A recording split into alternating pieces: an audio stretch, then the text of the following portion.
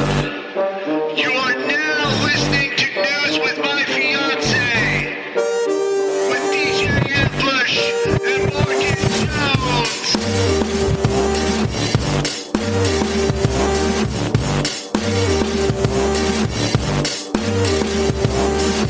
Jones. My love, tell me what it's all about, you know? Good morning, AJ. Got a text that said, been missing y'all, just patiently waiting for 7:30. Hey. And let me just tell you how big of a deal it is for me to see a text before we start that has anything to do with us. Uh-oh. Yes, I saw it. I'm never late, okay? Okay. And in news no one can use, good morning, Rudo. Rudo says, good morning and happy all caps in bold Black History Month. Enjoy my interaction. It is my gift to you. Finally, it's Rudy. worth something, I guess. Good old Rudy. Indeed, it is Black History Month. Currently accepting all gifts and U.S. dollars. Currently accepting all gifts and gifts, because she is a farmer of those. Oh, I'm not accepting those right now. No, you're Talking about USDs, baby. You want to show your appreciation for a Black person, you got to give them some money right now. You reached your gift quota. You're good. I thought you were saying GIF, like .gif. I was. Okay. Yeah. Well, maybe in the instance of GIF and gift, call it a GIF, which is apparently its true name. Oh, It's I hate that. Government name. Just so I know what we're saying. No, it makes sense. I farm the GIFs. We don't. Always accept the gifts. Favorite gifts right now, USDs. All right. I appreciate the clarification. Does that work? Yeah, it really does. Didn't even waste any of our time. You know?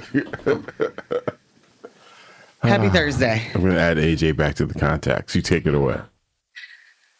Oh, well, I'm tired. You're tired. We're all tired together. Are we not? Guys, I think I took too much melatonin last night. Oh, no.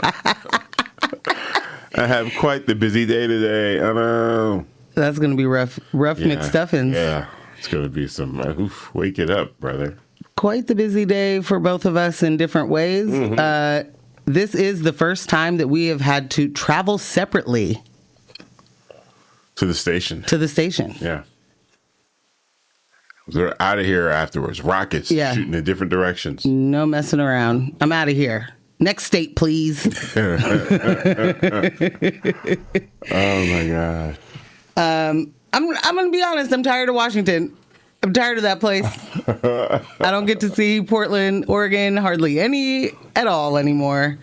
Well, we're down in the dumps, so you should be happy. Well, that's true. And Vancouver is obviously a pinnacle of safety and security and wealth, I think. Because you guys have a Batman. Well, there is a Vancouver Batsy. Yeah. I have not seen him in a while. It's cold. He's like, I'm not doing this pretty crap. worried about where his Batcave is, you know? You should be worried about the safety now in Vancouver now that Batman's No, I am. disappeared. Well, that's the thing. Where's his cave? Because I feel like he's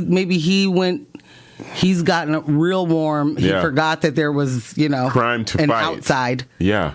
That's cold and now maybe he could also invite people into the Batcave because maybe it's so cold and there are a lot of people. We only hear about Portland's houseless population, but there's quite a few people in Vancouver.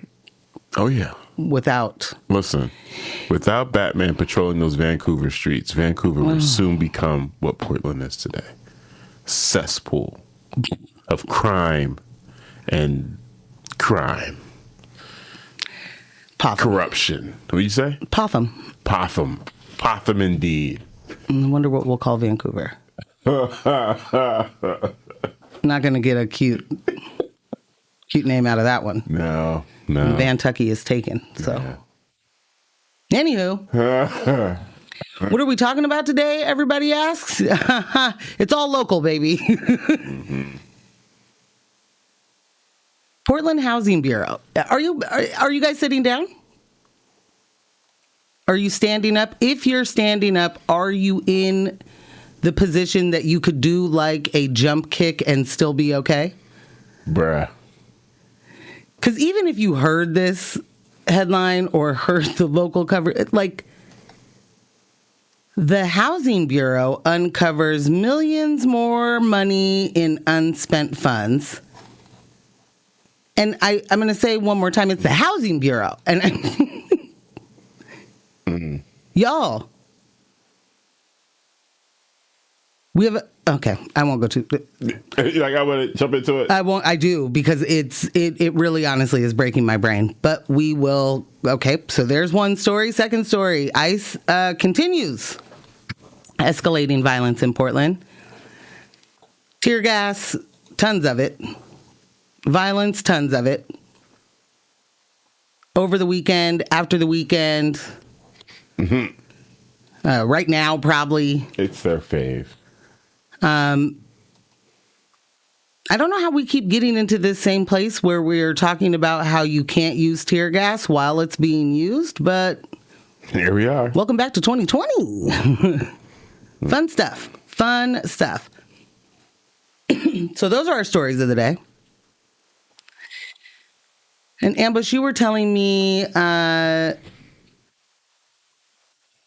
about an AI conversation that may be getting skewed. It's heating up, man. It is heating up out there. So I'm not sure. I think there's a couple different fronts on this, right? So we remember around BBL Drizzy, maybe shortly before that, there was a lot of AI content, consumer-made AI content that was popping up on the web. People doing different art styles, digitizing themselves, also creating songs, which led to... in different genres. Yes, which led to the classic, which is BBL Drizzy. Yes.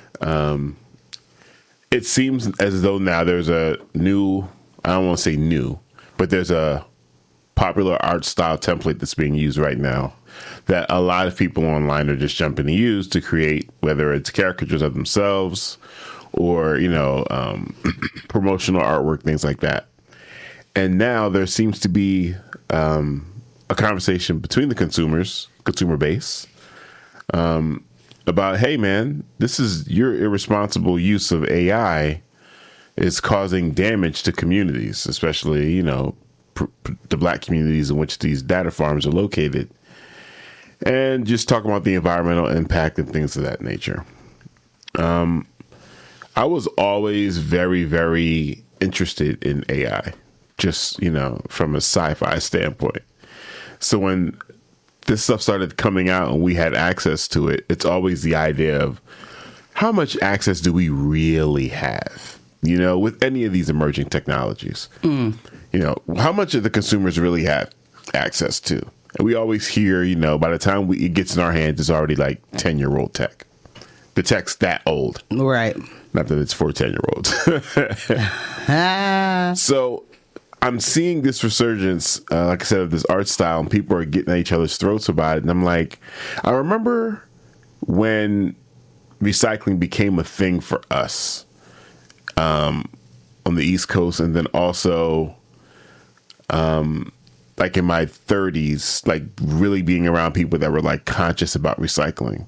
And a lot of that was even more so once we moved out here, because back home, they distributed recycling containers at one point, but there was no one coming to pick it up, so everything just went in the trash. We just had this blue trash can in our garages, and it just sat there. We kind of used it to store other things in. Like, oh, cool. Yeah, I definitely remember us putting like extra garden hoses in that blue trash reusing can. Yeah, as it were. Yeah, there it is. Multi-purpose, reuse for sure. Oh. And when I started to learn more about how recycling actually worked, and more so the amount of pollution created by us, the consumers, versus what's done by industry, And it was broken down to me in a way that I said, wow, like we aren't really having an environmental impact. They're telling us make sure that, you know, we are recycling, make sure we're buying LED light bulbs and watch your water consumption and da da da da. And really, it's agriculture. It's these major industries that are tearing the planet apart. Some would argue that, well, it's based on the goods and services that they're providing to us, the consumer, which is why, you know, they are forced to conduct things the way they are. Yeah, I mean, when I buy laundry detergent, I also want it to have gone in my water first. Of course. I'm just asking for that as a consumer. Of course. Okay. Yeah. So with AI, the first time it came around, there was this conversation about the artists that are being disenfranchised, the artists whose work is being stolen by the AI, by the algorithms, by these programs. And that people who aren't artists are getting free artwork done for them. This time around, the conversation, like I was saying, has been more environmentally focused. People arguing with each other about the impact. And I want to like redirect the conversation in two ways. One, can we please take it back to remembering that every time you're doing that, an artist's work is being sampled. Several artists' works are being sampled to create that art for you. So you are indeed stealing other people's art. And it's being done. Yeah, but this is capitalism, so that's no big deal. This is true. This is true. That's just, you know, free use, fair use, clip art, something. Yeah. And yes, while there are environmental impacts every time we use AI, much like the recycling situation and pollution in general, our impact isn't the same as industry. So negligible in comparison. Actually, yes. Yeah. So went ahead and did a little research yesterday. Consumer AI like chatbots, image generators use less energy per use, but the sheer number of people using it pushes up total energy demand. Commercial AI is heavier across the board, more power, more water for cooling, and more hardware, even though fewer people interact with it directly. So consumer AI adds up, commercial AI hits hard, but commercial AI is worse in every environmental category, whereas consumer AI does drive demand through scale. I think the final part of that analysis is commercial AI and the industries that are pioneering it, they are the ones in charge of the infrastructure. Just like you said with the detergent, they're the ones that determine what the environmental impact is. And their usage weighs way heavier than ours. So while we're sitting here complaining with each other, arguing with each other about who's doing what to the environment, we've already forgotten the artists. We've already they're out of the equation now. We're not even talking about them anymore. And the industries that are driving AI right now are not even being held accountable in any way in this conversation that we're having with each other, and also through legislation. They just are not being held accountable. Yeah. So I just want to make sure, you know, that was my whole thing. As I was watching it from the sidelines, like, ooh, man, this is going bad. Hey guys, they do this all the time. They have us fighting with ourselves for things that they are in charge of. So yeah, that's what I've been, and I'm grateful, happy for you that you haven't, you know, had to see any of this muck and mire on your interwebs. But it's all over the place, man. Well, like I said, you got to get on there to know anything about what a timeline does. True, you know? that. And right now, the last 3 weeks have been incredibly hard. Is it 3? 4? I don't know. I didn't know 4. January was over. Oh, yeah. Isn't that something? For, you know, at least 5 days. And today's the 5th, so. Doing great over here. So Monday night, you were barely in it. Did we even say Happy Black History Month on Monday Night Show? I have no idea. Did Monday happen? When was Monday? When was Monday? What day was Monday this week? Yeah. It's been rough. So I've been missing a lot. I've been purposely listening to a lot of, fake dramas, the things going on in the rap world, the Grammys. Everybody hates Kendrick Lamar, I guess. Well, not everybody, obviously, but because he's a winner. I guess we don't like winners anymore. You sound like Jay.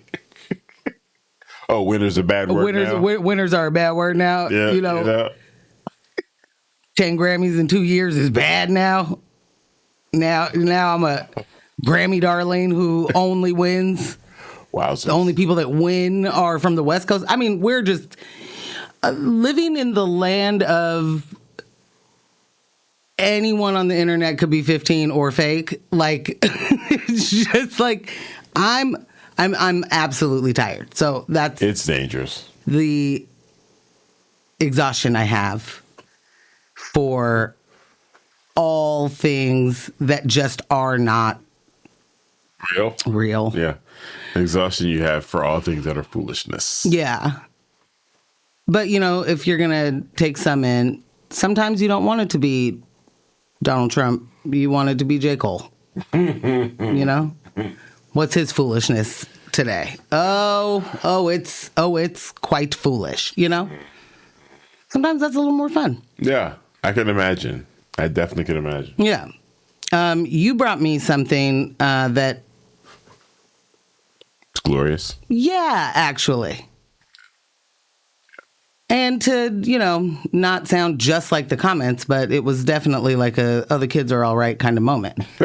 I'd say so. Yeah. But I like your setup of this, so I don't want to step on it. Picture it. I believe it was a Tuesday morning. Alarm goes off at 8 o'clock. What do? I hit the snooze. 8:09 minutes later. 8:09. Pop up my phone and I start scrolling. And what do I see? What is this? Is this a bonus scene from Weapons? Is this an alternate ending? Oh, I feel sorry for anyone that hasn't seen that film. This is a spoiler of sorts. So anyways, some kids in Texas, high school students in Texas, are protesting ICE. They did a walkout. Governor Abbott already was none too happy about that. Your walkouts, you kids. We're going to look into creating legislation that will make it so you can't do that. That will defund any schools that allow their students to disrupt the school day in such a manner. Yeah, because that's what protest means. That the administration was like, don't. Right. Or, go for it. Although, I guess, maybe they did. He's such a heel. So, a MAGA supporter pulls up on these kids, hops out of his truck. Being silly already. Yeah, red hat ablaze. And he's doing the whole, bumping chest. Hey, what? You want one piece of me? These are children. These are children, and grown man. This is a grown-up. This is a 45-year-old grown-up. Somebody's dad at a rival school. Definitely. Or at least someone's drunk uncle. Oh, for sure. So, that turns into him getting in creating a physical altercation with himself and this young lady. Teenage girl. Yeah. He tries to physically fight this teenage girl. They're rolling around in the dirt at this point. And you know what our classmates did? They jumped them. They got in on it. You know what was really bad? You ever play fight with nieces, nephews, and little kids? They got these their fists are really sharp. It's all knuckle. Because they're so small. Right? And it gets in places where you're like, oh, ouch. I didn't know there was a space between those two ribs. How'd you get your fist in there? This man, Plenty of space now. one Chad Michael Watts, found himself on the receiving end of many high school fists And feet. Yeah, they put the beat. They put the paws on. They put the beat to him. It looked as if he got swallowed. Yeah, You know, yeah. and he couldn't. He was having a hard time getting himself out of that. He definitely was. Initially, there were going to be no charges, as it was reported. The police were like, "Well, it looks like there was both parties were responsible for this, so we're going to chill out." And then of course Governor Abbott said what he said. And then there was a judge, Judge Ruben Becerra, said the protests initially appeared peaceful and condemned the adult's actions. No matter one's political views, an adult bears a clear responsibility to exercise restraint, especially in the presence of children. Adding that violence or intimidation towards minor during a lawful demonstration has no place in a constitutional republic. It's like the governor forgot that. No. Law enforcement also forgot that. So, warrant goes out, and it's like, we have to pick up Chad Michael Watts. That's his name. That's the 45-year-old that decided he wanted to get it popping with the high school girl and try to beat her up. Chad Michael Watts. Chad's like, holy crap, I hear they're looking for me. So what does he do? What any person who fights teenagers would do. He shaves his head and mustache.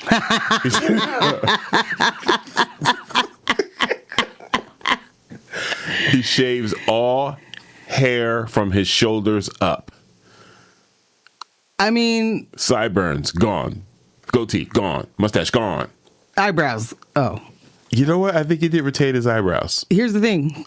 If you really want to look like somebody else, shave your eyebrows. Shave your eyebrows, bro. If you want to go, That's a way to do it. I'm unrecognizable.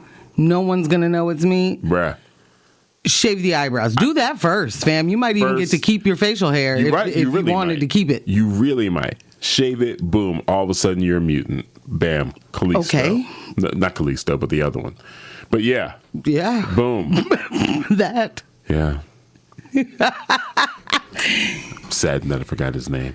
But yeah. So he, Jason Bournes, and, I forgot to tell you how I know that he shaved his face. Oh, please do.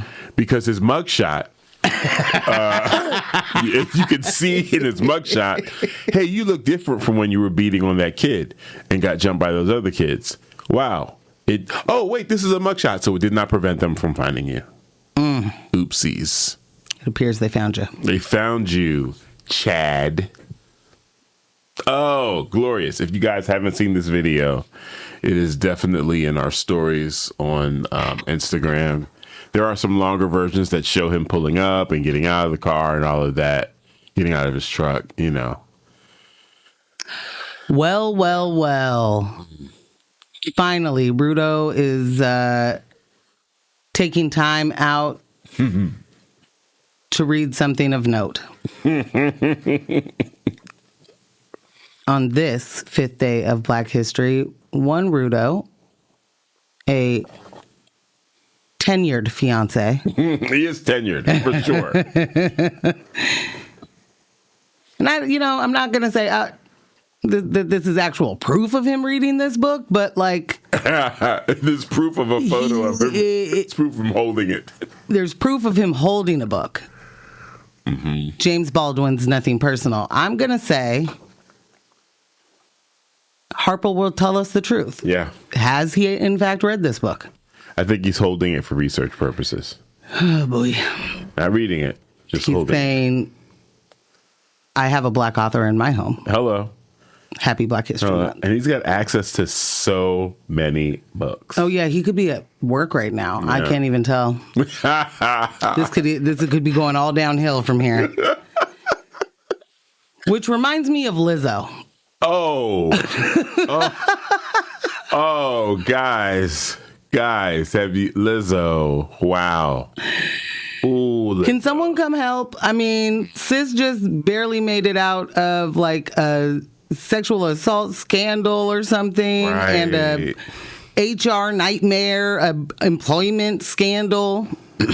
And I believe she won her lawsuits, you know? Oh, all right. Because there was a backup dancers that were suing, right? I believe so. Oh, she got them lawyers, B. If you haven't heard, and I don't know if, you know, Lizzo is someone that pops up in your timeline. Not normally mine, but certainly not mine. Usually when she says something wild, which we all just go, wow, so silence was not an option for this, huh? And this is one of those moments, just another one of those moments where she decided to jump on top of Beyonce's internet and say, regarding the Ep files, if you steal an apple from Walmart, does that mean that everybody in your phone is an accomplice? Does that mean that every contact you've ever had is complicit in your theft of the apple from Walmart?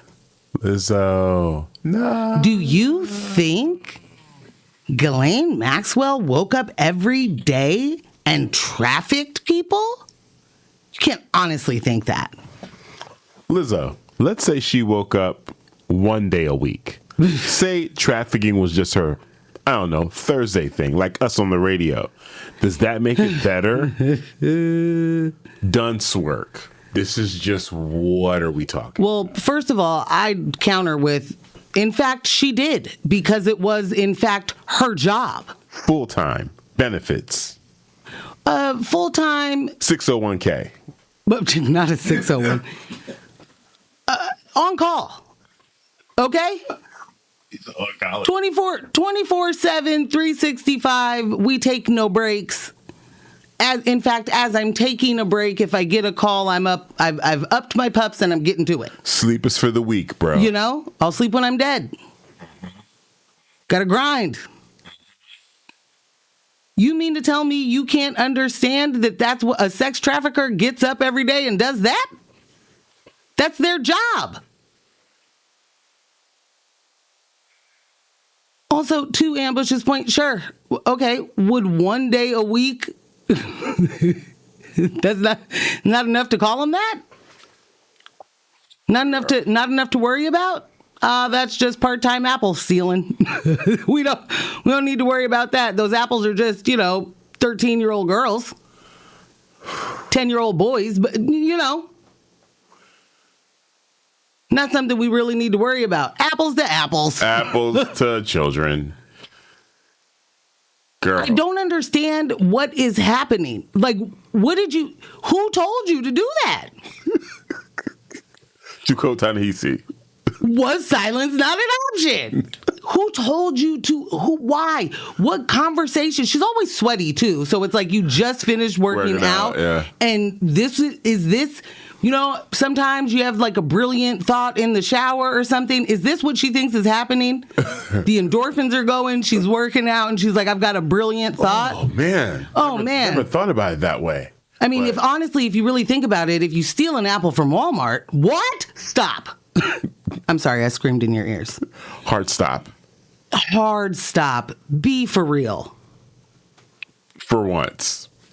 You're listening to X-Ray FM at KXRY Portland at 91.1 and 107.1 FM. And then Nehalem, Wheeler, Manzanita, and Rockaway Beach at 91.7 FM. Streaming online everywhere at xray.fm. Listen, man. Now, you're saying everything I was thinking. When I first saw it, again, it was one of these first thing in the morning. And I was like, wait, no, we're not back. What's... What exactly could you be saying right now? Listen, what do you mean? What do you mean? Also, it's a very sus thing to do in any shape, form, or fashion to come to the defense of child sex traffickers. Are you connected to someone who was in the Epstein files? Like, what? In Black History Month? What are we doing? What? I'm just really not understanding the impulse in any way to, like you said, to run any cover whatsoever. No. I cannot understand any contrarian position. I do not understand why anybody would jump in front of PDF bullets, you know? Nah, for real.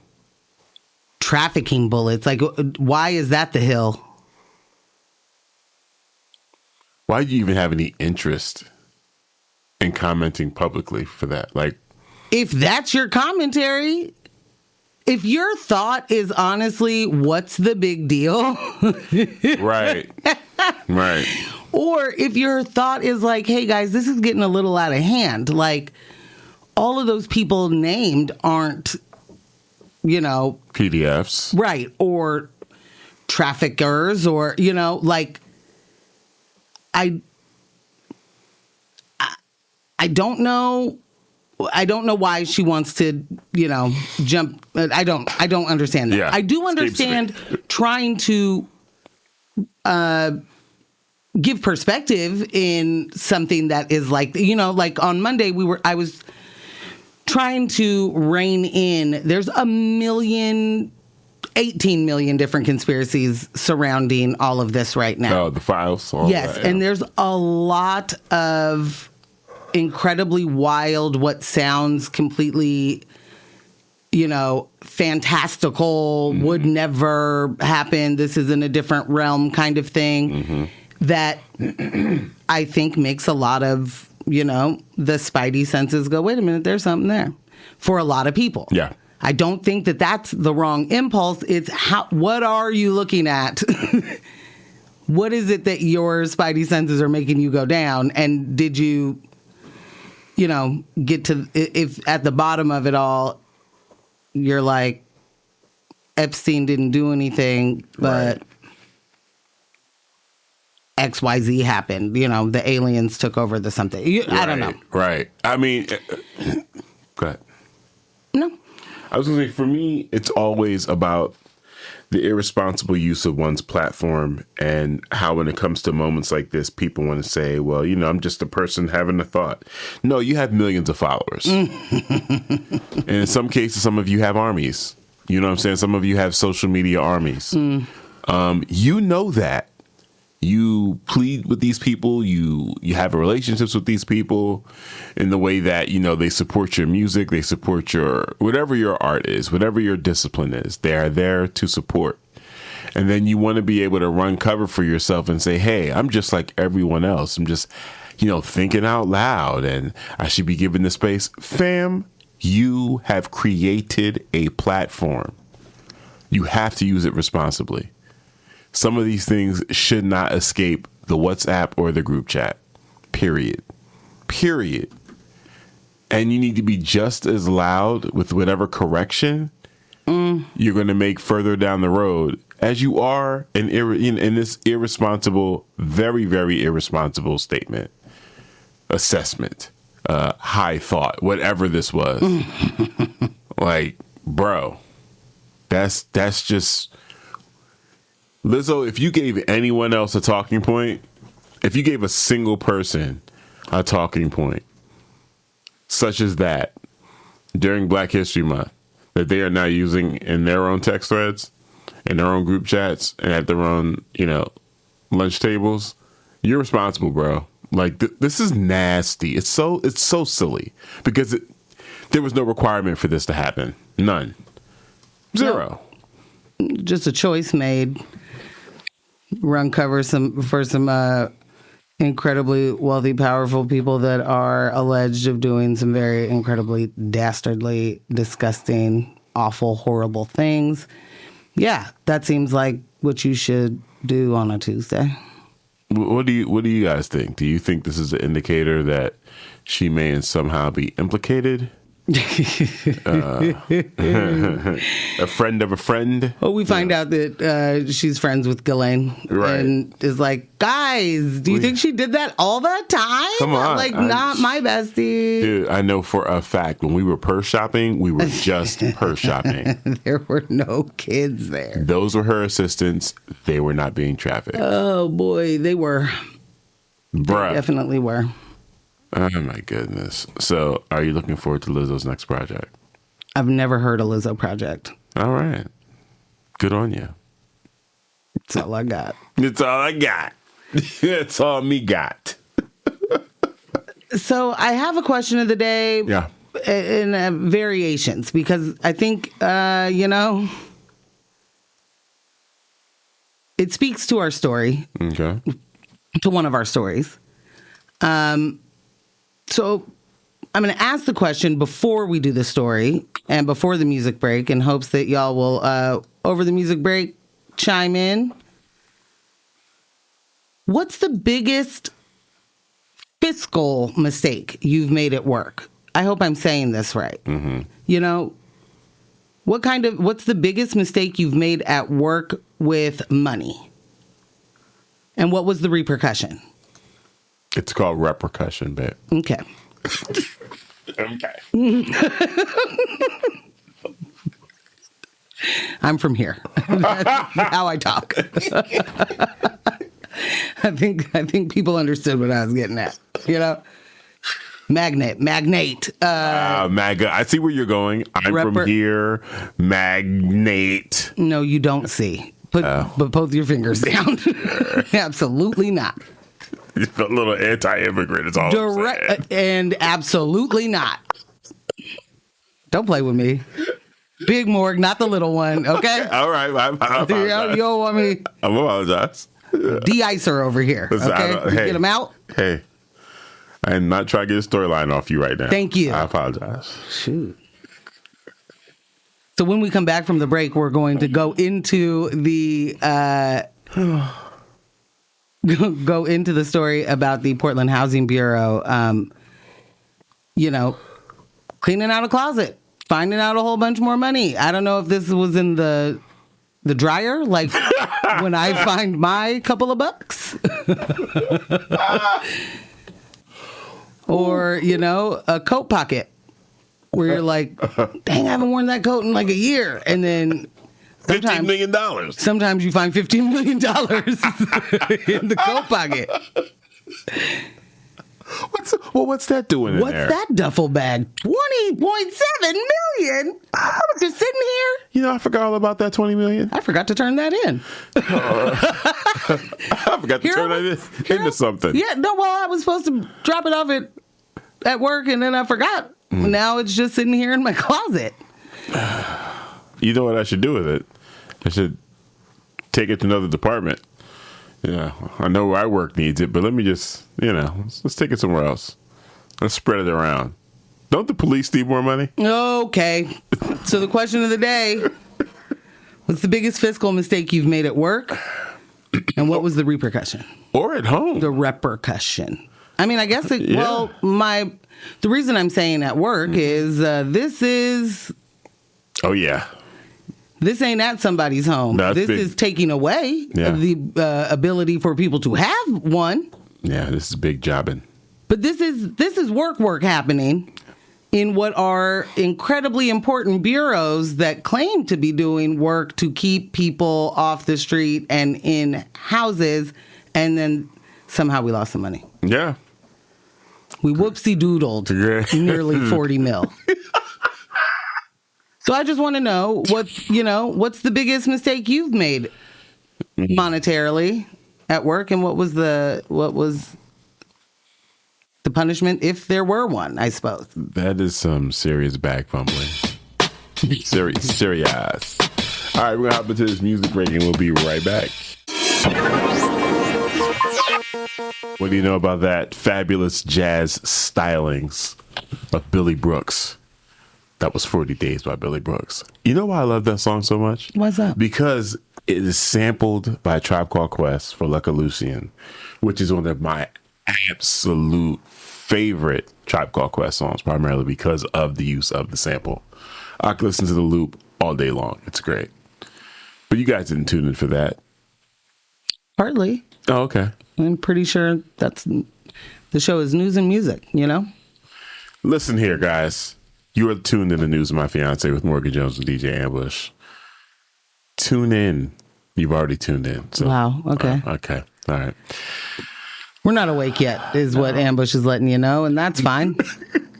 I'll do some cleanup. Good morning, Michelle. I just want to let you know real quick that I literally was like, where is Michelle?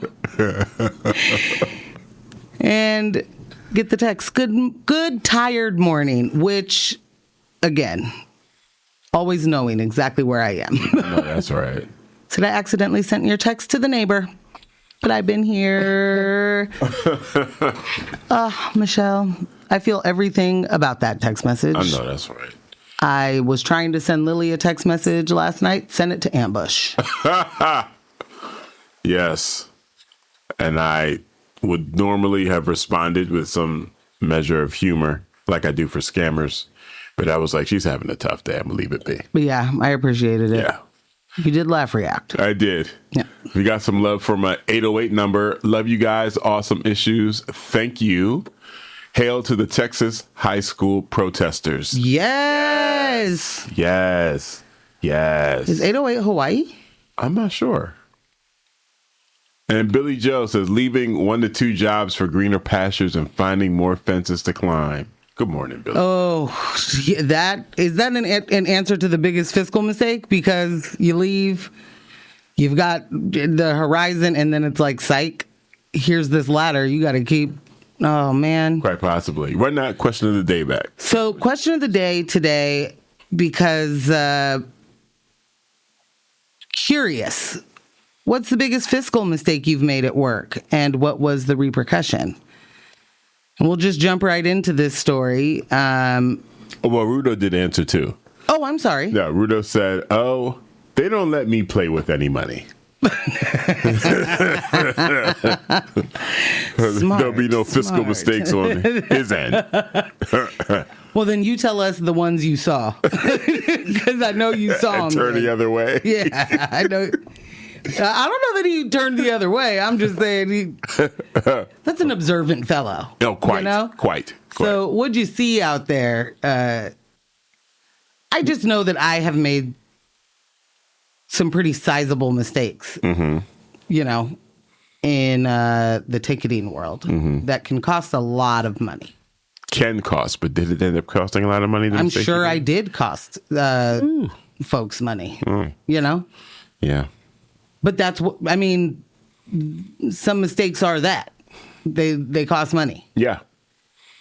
I've never made $1 million or multi-million-dollar mistake. Oh, Morgan, come on. I'm not saying that I'm better than any. What? I'm saying, what's a couple mil here or there? Huh? I'm saying I wouldn't know.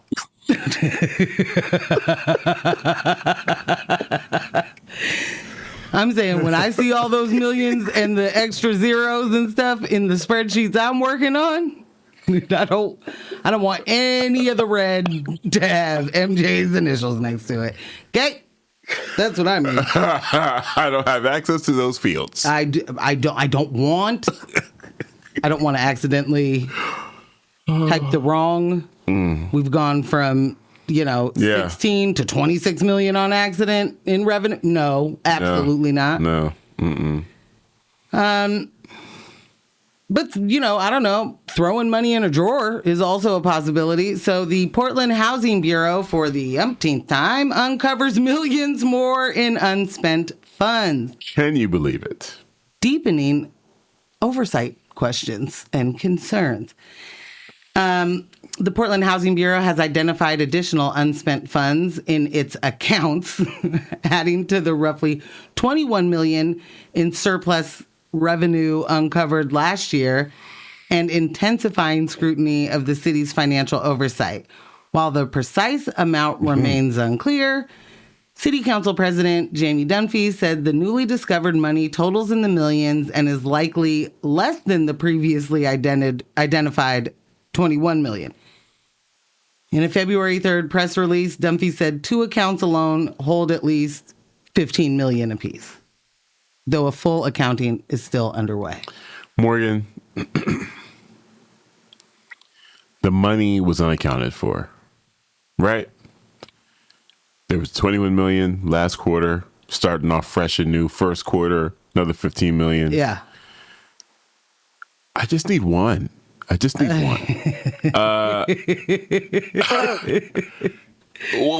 in the realm of 36 million? Yeah. What's a mil? Knock, boom. 35 million, you guys. 35 unaccounted for. Where'd that other million go? Huh? Unaccounted for. It's unaccounted for, you guys. I'm going to go ahead and continue the story. I bank with On Point. Here's my routing.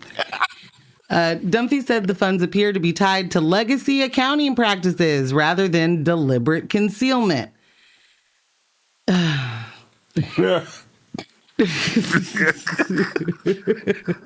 sorry, I don't mean to laugh whilst trying to read the story, but like in all honesty, okay, like you could never get away with that at your job. You could never this is all I'm trying to say.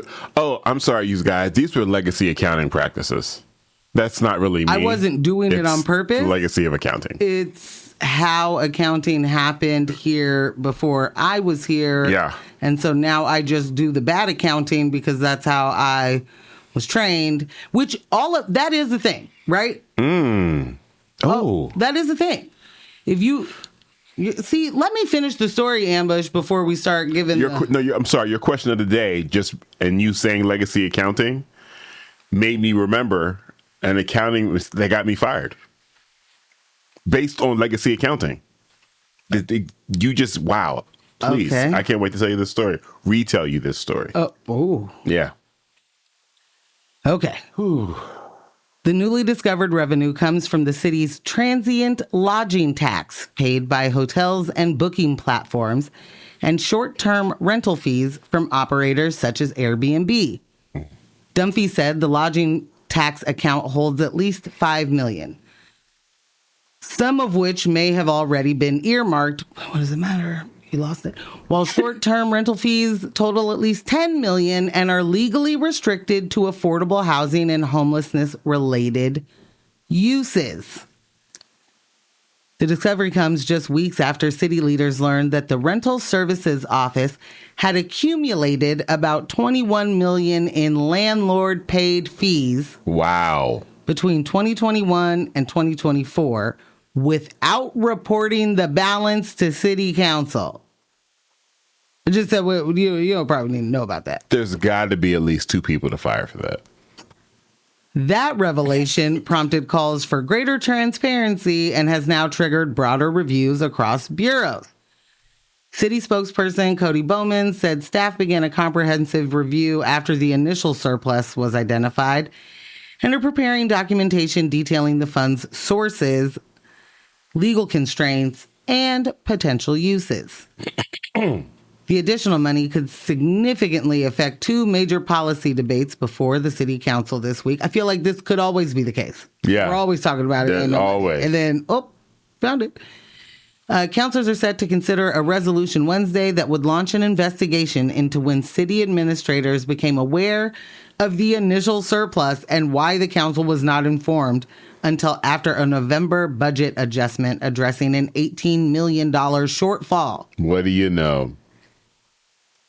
I got to tell you, it kind of seems purposeful. I'm going to ride with you on that. I got 21 million over here. Y'all need 18? Nah, I ain't got it. I ain't seen it. The newly identified funds could also influence negotiations over a contentious homelessness prevention package known as Slow the Inflow. I came up with that, by the way. Unfortunate. Yeah. Which has divided councilors over whether to prioritize rent assistance or allocate a portion to a 230-unit affordable housing project managed by Prosper Portland. They be prospering.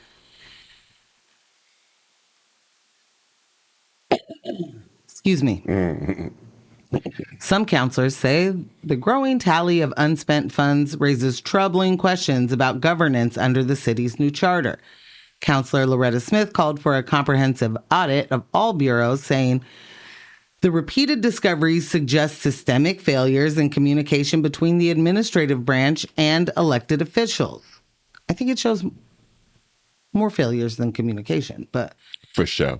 quote, I am deeply troubled by the possibility that departments may be withholding vital information about or from the council, Smith said, adding that the city's financial systems have not adapted to the new form of government. The unfolding controversy has its roots in an audit initiated in mid-2025 under then Housing Bureau Director Helmi Hissarish, who later resigned amid disputes over responsibility for the unreported funds. Mm-hmm. Internal disagreements about when top officials learned of the surplus and whether the information was withheld during the budget process are expected to be central to a proposed oversight hearing, which could become the first held under the city's new charter. With councilors set to vote Thursday on how to allocate the funds, the latest discovery has further complicated an already fraught debate over transparency, accountability, and how Portland addresses its housing and homelessness crisis. Because I just read that story, I'm going to try and not bulldoze. Mm-hmm. Please, ambush your thoughts.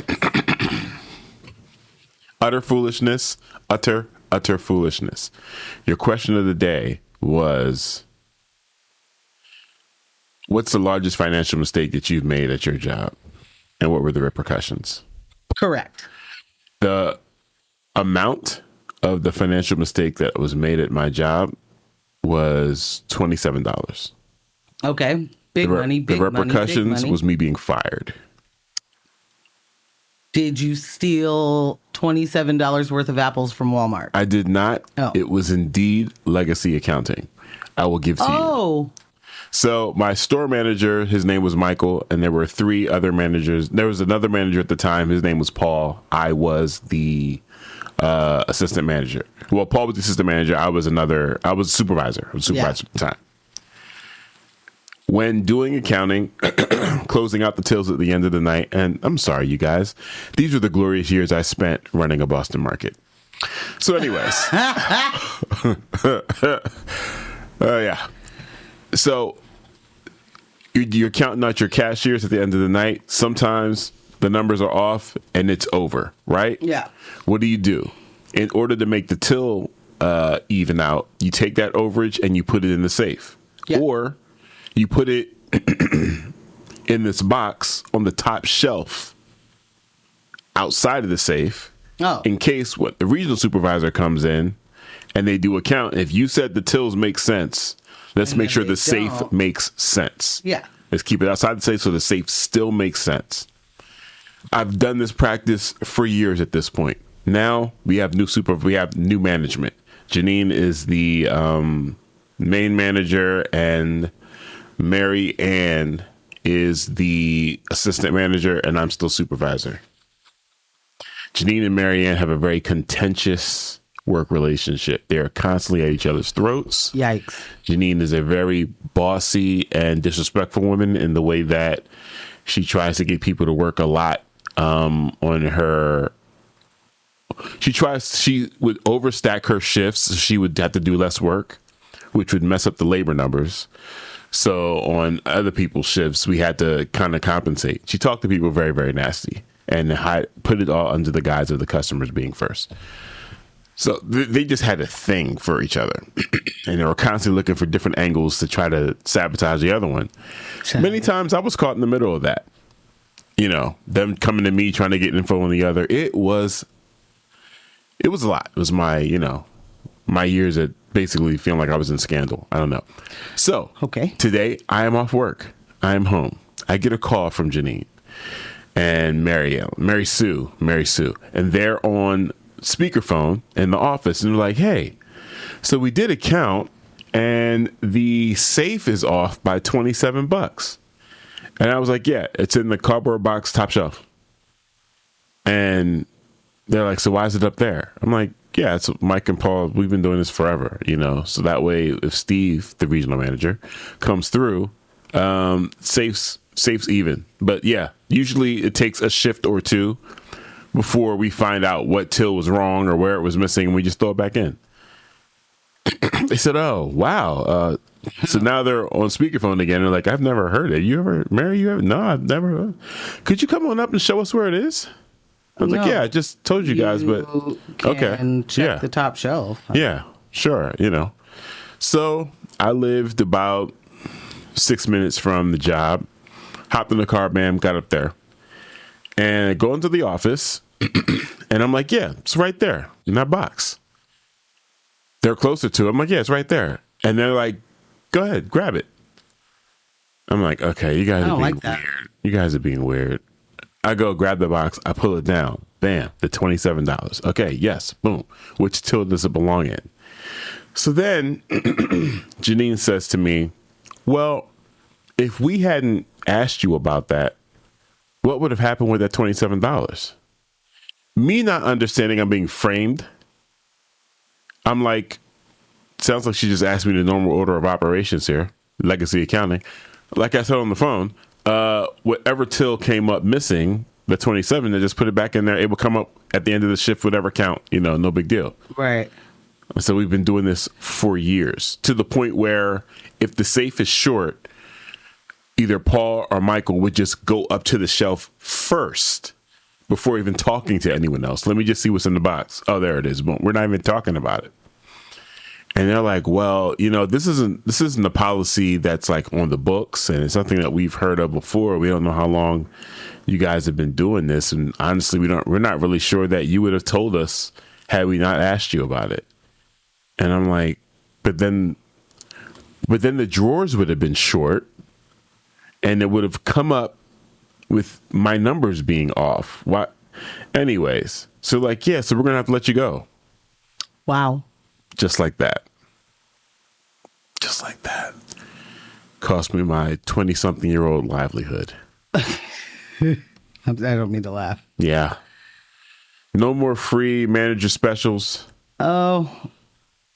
It was tough. It was tough. Yeah. But that was the cost, Morgan. That's some legacy accounting. Legacy accounting. We got a text here that said, "Can anything top the $3 trillion lost to the Pentagon, though? Did they ever find that?" I don't believe they did. Nothing tops that. Right? Like, nothing tops. I mean, we truly cannot fully fathom $1 billion, let alone $1 trillion, let alone three that could go missing. Like, do you know the amount of... Okay, let me go backwards. Yeah. How much money have you ever found in the dryer? The most? Yeah. Maybe like $5. I once found $47 in the dryer. And let me tell you this about that. I honest to goodness was like, I'm rich. Like, I obviously am rich now. What? Who finds $47? Was that where you were living? Myself. How about you living by yourself, even with your parents? I live by myself. Wowzers. I was. You were kind of a ballaholic. A little bit. Yeah. Trap god. A little bit of a trap god. Yeah. Just a touch. But, I mean, that was like what's happening? Yeah. What you couldn't imagine not knowing where $47 was at literally any point. That. How could I lose? Okay. Thank you. Thank you for getting to my point so much quicker than I ever could have. Yeah. I was like, I don't usually have cash, so I do have the thing where if I have cash and then I don't see it, I could think that I've spent it, right? The idea that there could have been 47 missing dollars. Bruh, what didn't get paid?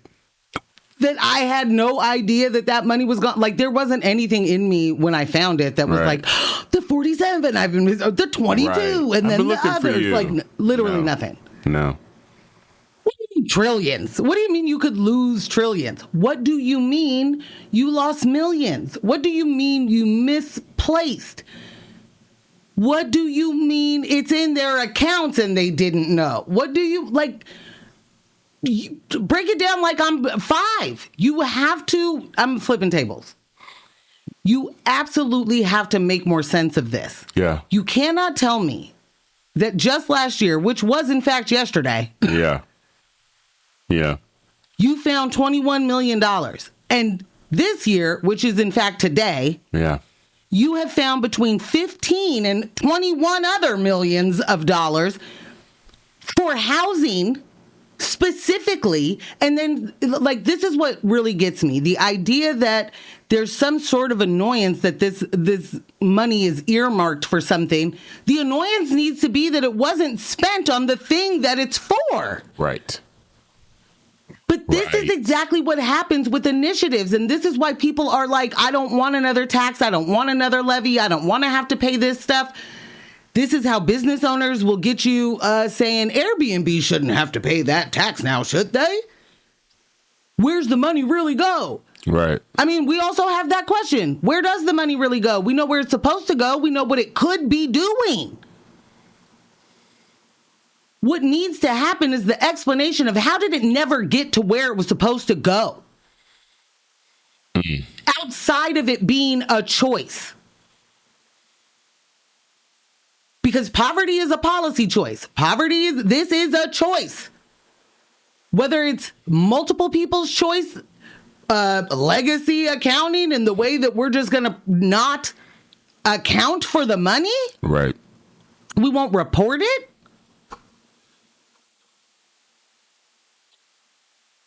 There are too many people that do not have places to live for anybody to know where there are millions of extra dollars. The city itself was facing an $18 million shortfall. And you mean to tell me there's just lumps and bumps of money? Lumps and bumps, bro. Just bags of cash? Historically, do you know how $21 million usually goes, like, unaccounted for? Someone stole it. I was like, Ocean's 11? Right. There's usually a theft of some type. The idea that you, like, found it. I want to know how much money there was to begin with before you found it. I want to know how it never made its way to the proper place in the first place. 2021 to 2024, you're collecting these fees and they're just sitting in a slush fund that's not even getting slushed? You're not even using it? Right. Not when you're out here taking money away from other goods and services that keep us safe so that the police can have more money. Parks are dark.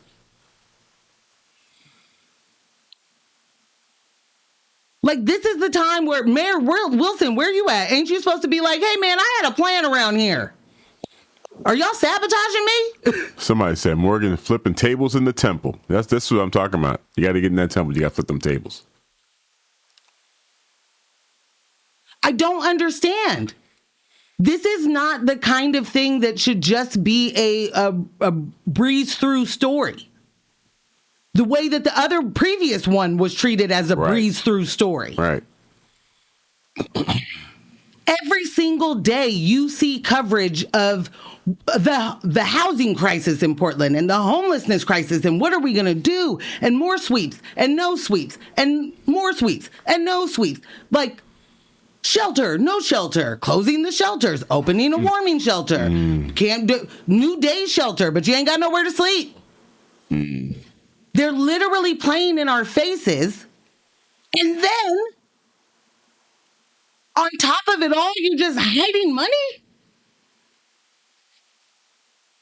It isn't even like this money was ended up going to something else. This money was just sat. That is how you know it's a policy choice. There is nowhere where you can just be missing 21 milli. Nope. What do you mean you're not reporting these numbers? What do you mean city council has no idea? Who does? I also would like to know what was the game plan once it was discovered And they were like, ooh, you know what? Let's sit on this. Let's not let city council be made aware of what we found. What then was plan B? How was this money going to find its way back into where it is supposed to go? Like, we're just going to sneak it back into budgets for different initiatives that are like, how was that going to work? They who found the money, ye who had the brilliant plan of not telling anyone until now, until being discovered, basically. It certainly makes the former Housing Bureau director's claim of being pushed out for finding that money seem a whole lot more credible if you didn't think it did before. Right. Right. Because if I'm the one who finds that money and I'm asking, hey, what is this money? It's a lot over here. I hope I'm not misremembering that part of the story. It was last year and all. Yeah, it was definitely last year. We got a text. I once got fired by a boss who said I had done something that made her mad. I asked her what I had done. She replied, I don't remember what it was, but it made me mad, so you're fired. Nope, absolutely not. In retrospect, I'd say I caught a break. No, 1,000%. You absolutely did. And also, what? You made me mad. So mad you're fired, but I don't remember what it was that you did that made me so mad that you're now fired. If you don't, sorry, I'm about to cuss on the radio. Shut up. Like, what are you doing? Why? What? Look here. You got to write me up or something. The power trips. Yeah. HR. There's got to be a pattern here of reprimanding something. Like, you can't just, you made me mad today. Go home. Clock out. If I made you mad, so bad that you want to break protocol, you should probably go home. Bruh. I have a big problem with the way that they have already been talking about how to allocate these funds. Because all of a sudden, these earmarked, very specific funds that apparently were so specific they couldn't figure out how to spend them on the specific thing they needed to spend it on previously. Now they're like, well, you could just throw it in the general fund. Maybe, throw a couple of pennies on over to the poors and then put the rest in the general fund. Is the housing crisis fixed? You didn't know? Are the folks off the street? Are there people who are facing eviction right now? Are they set? Was it just last week we were doing the story about Care Oregon not paying the rental assistance they approved? It was just for a woman for 6 months? It was last week. Yep. So, and Care Oregon's response wasn't, we didn't have the funding. Care Oregon's response wasn't, well, we were waiting for the bag from the 21 mil to come out. Like, Nope. It wasn't, we didn't have it. It was more or less like, ooh, our bad.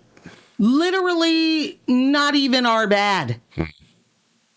More like a reporter got in touch with y'all and you were like, ooh, you got her number? Could you just call her and let her know that we'll start those payments now? Could you let her know she's next in line? Have all her paperwork? No, sorry. No.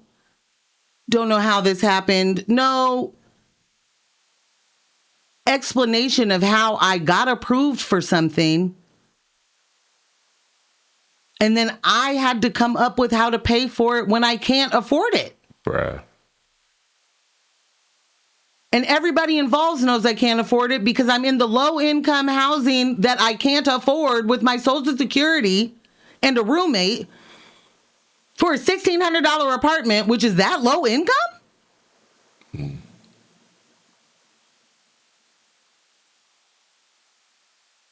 Like, egregious doesn't even begin. This is like, I want to say it's incompetence, but it's very, very much on purpose. Yeah. And there is absolutely zero way that we can continue to keep the people in office and vote for more people who have plans to do absolutely this, who have plans to do nothing more than obfuscate. I had no idea there was $40 million sitting about. Like, there is absolutely no excuse that we are just now talking about audits of every bureau. Why didn't that happen the day after y'all found 21 million last year? Bruh. Why weren't we auditing bureaus when y'all facing a shortfall? Not on some, is everybody pinching their pennies right, but is there any extra money around this? You know? Hey, I heard sometimes if you look at the books, there's money in it. Sometimes. You look at the books and you cook in the books. This is just, you're not addressing anything.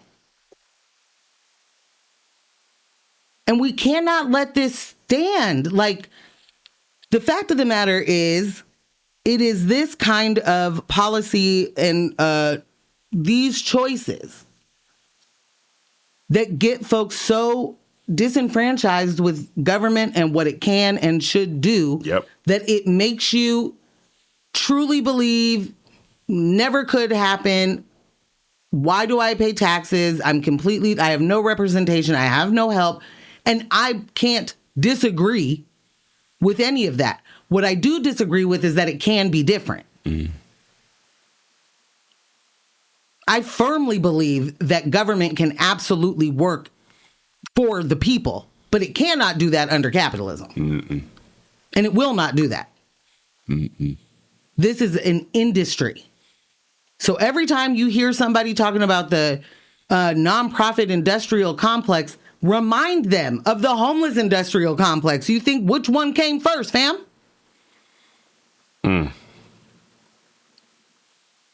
Which one comes from the other?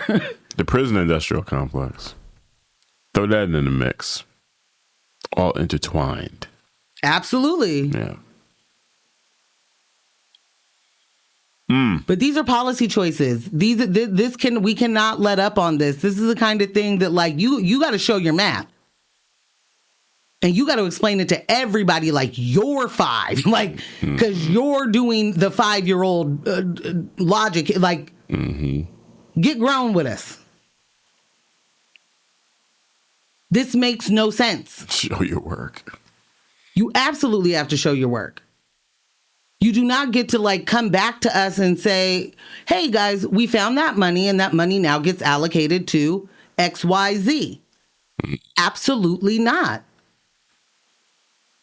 Accountability isn't just like someone saying there was a mistake. Like, that's not what accountability looks like. And it's not like I'm looking to harangue someone in the street. What we need is for institutions to be for real for once. What actually happened here? Do the thing that you expect of your employees. Do the thing that you expect of somebody who has done you wrong. Explain to me where this happened, why this happened, how did we get here? How do we move forward? Right. They will spend $20 million on audits and consultants before they figure out how to spend $20 million on homeless people. We cannot take that. You got some music? Yeah. Yeah. We'll be right back. You know I want to say something. Yeah, that's why I'm just looking at you. The real question of the day is, did any of you know that Sean Paul, who you were just listening to the sweet tunes of, tune, is not saying Shauna Paul? No, he's not. He is saying Chandler Paul, who's a soccer player. Yeah, famous footballer. Oh, that's it. Yeah. Thank you. Chandler Paul. Football. Yeah, all these years. All these years, I'm saying Shauna Paul. And Not so just is the you. rest of the world. Yes, absolutely. It's not just me. Me from the DJ booth, Shauna Paul. Every single person that knows Sean Paul thought he was saying Sean Paul. Yeah. Because when personal. he told that story, he was like, yeah, nobody, I was saying Chandra Paul. Like he's calling himself like the Jordan Right. of dance hall. Right. Yeah. It's like literally like saying Jordan Yeah. by shooting trash into the trash can. Well. Yeah. Oh. We always do that. I see what you mean. Yeah. I thought you were going to a different place. I was like, No. wow. Office hoops. Yeah, no, I'm with you. You know? Yeah. Yeah. Morgan, you spent a lot of time working within the Broadway community. I did. You've seen many productions come and go. I have. Snowflakes on Ice. Disney's latest production. Apparently. Yeah. Disney's subdivision DHS produced Snowflakes on Ice. Disney Homeland Security. Oh, Whoa, Disney. boy. You got your hands in everything. We're definitely getting fired. Last weekend, people protested ICE. Families were there, kids were there, and ICE responded the way they always do. Tear gas, chemical munitions, force deployed in a residential area. And if you live here, I know that sounds familiar. Portland has been here before. We'll never forget 2020 when tear gas was used night after night, drifting into apartment buildings, lingering in neighborhoods, poisoning people who weren't even protesting. That didn't stop because it was wrong. It stopped because people fought back. Fast forward to now, and ICE is doing it again right in front of us. Mayor Keith Wilson condemned ICE actions. He said, quote, "To those who continue to work for ICE, resign. To those who control this facility, leave. Through your use of violence and the trampling of the Constitution, you've all lost all legitimacy and replaced it with shame. Ask yourselves, why have you gassed children? Ask yourselves, why you continue to work for an agency responsible for murders on American streets." That's strong, and it should be said. But here's the question we have to ask next. Does the mayor understand that violence doesn't only look like tear gas and batons? Because when the city sweeps homeless camps, displaces people farther from care, breaks up communities, and pushes people into more danger, that is also state violence. When harm is inflicted through policy instead of weapons, it's still harm. ICE's violence is obvious because it's loud and chemical and immediate. But displacement, exposure, denial of care, those are slower forms of violence that still shorten lives. And though, and the through line is this: state-sanctioned violence is still violence, no matter which agency does it or how clean the press release sounds. ICE gassing children should make funding politically impossible. Defunding ICE isn't radical; it's the bare minimum response to an agency that keeps hurting people on U.S. soil. Portland has seen this playbook before, though. And if we don't call all of it what it is, not just the parts that look ugly on camera, it will keep happening. What ICE is doing in Portland isn't isolated. Minneapolis isn't isolated. Refugees, houseless neighbors, protesters, immigrants, black communities, indigenous communities, these aren't separate stories. They're the same story told to different people at different times with different uniforms. The state wants us to believe our problems are each other, that immigrants are the threat, that unhoused people are the problem, that protesters are dangerous, that some people deserve safety and others don't. That lie only works if we stay divided. Because the truth is, we have far more in common with each other under the boot of the state than we will ever have with the wealthy people who own our government, fund these agencies, and benefit from this violence. ICE doesn't exist to keep us safe. Tear gas doesn't exist to keep us safe. Sweeps don't exist to keep anyone housed. These are tools of control, used to protect the system built to serve wealth, power, and mediocrity at the top. And that system only survives if we keep believing the fantasy that this country is fair, that the violence is accidental, that the people in charge are somehow more capable, more deserving, more legitimate than the rest of us. Talk to them. Listen, I'm with you in the way that I'm glad Mayor Wilson made a statement like that. It's really about action. Hello. You know, we spoke with this with the statement that the mayor in Minnesota made, and Governor Tim Walz also making a statement condemning ICE. What's being done to protect our citizens, though? What's being done to protect us? I did appreciate if you work for ICE, resign. And I think that's an important message that you're doing. The job you're doing is simply harm.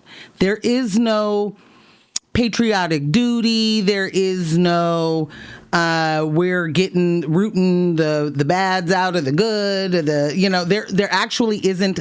There's not one true justification. None. To be an ICE agent. I do not at all care about how much money you could get paid, and I don't care about what a signing bonus could look like. Especially because you're not getting them. Especially because you're not going to get it. But I don't care. Excuse me, I didn't mean to yell in your ear. I don't care. Because at some point, you have to understand that no amount of money is worth being a part of state-sanctioned violence. No amount of money is worth you ripping families apart. No amount of money is worth you deporting people to the wrong place. No amount of money is worth you deporting people, I'm going to say, for the most part, period, because you're doing it wrong anyway. Yep. No amount of money is worth you looking the other way when a detainee is dying in your custody. Or being assaulted. No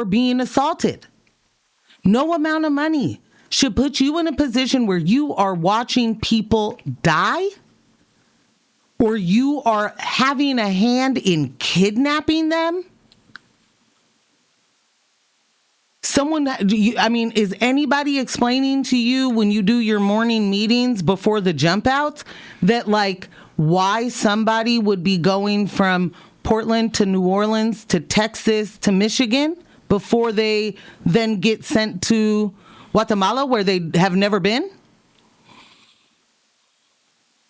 At what point do you realize that you put those people on that plane?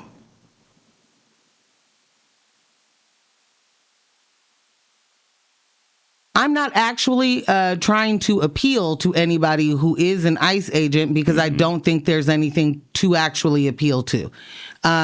If you have made that decision to do that job, like I said, I appreciate Mayor Wilson saying you should resign because the job you do is dangerous. It is harmful. It is violence for no other reason than to enforce the will of this administration and its miscalculated, importance. Yeah.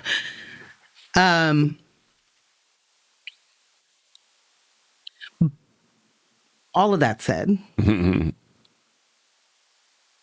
people are being traumatized beyond what the agents can fathom. And I know that because the agents are making up harm being done to them that isn't being done. Agents are jumping in front of cars and saying they got hit when they didn't. Agents are shooting literal innocent civilians and going to work the next day. saying they were under threat when they weren't. None of this is acceptable. None of this is, any of the things.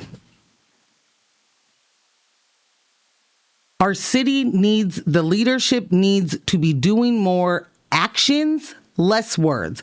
Also, if your words are going to be what they were for ICE, I need to see your actions doing that for the people here. Mm-hmm. We need to see you care a little bit more about the people that live in your city.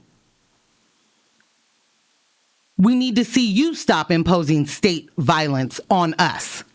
For us to believe that you are anywhere near helping stop the violence from the federal government. Mm-hmm.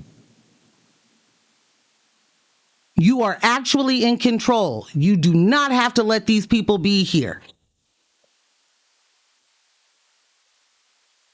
Yes, in fact, the police can arrest these agents for breaking the law. Right. Police have to be directed to do certain things, though, right? And I wonder who they're supposed to listen to. We got a text. AJ said, crying Keith following Mayor Brandon and trying to speak up would be cute if this wasn't a dangerous and deadly occupation on an occupation. Hello. Until he revoked that ICE permit, I can't take his little statement serious. We want abolition. That's it. That's it. You listen to X-Ray FM at KXRY Portland at 91.1 and 107.1 FM. And in the Halem, Wheeler, Manzanita, and Rockaway Beach at 91.7 FM, streaming online everywhere at xray.fm. Thank you guys so much for tuning in. It's another amazing episode of News of My Fiancé, brought to you by Morgan Jones and DJ Ambush and our illustrious podcast editor, Kyle G of Residual Audio. Playlist is updated. Songs are listed. Kyle's going to make sure to get all your text into the description of the episode. And you know what the deal is. Do not let the individuals distract you from the systems. Poverty is a policy choice. People over profits. Power to the people. None of us are free until we are all free. Thank you so much for listening, and we will catch you next Monday at 6:30 on YouTube. None of this can be reformed. Bye.